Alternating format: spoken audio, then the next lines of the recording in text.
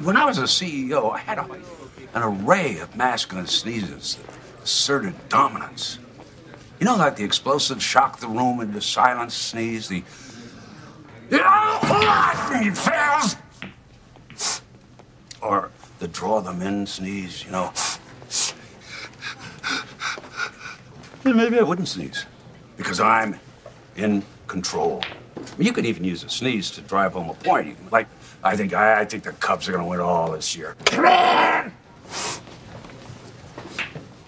What do you think? Tell me more.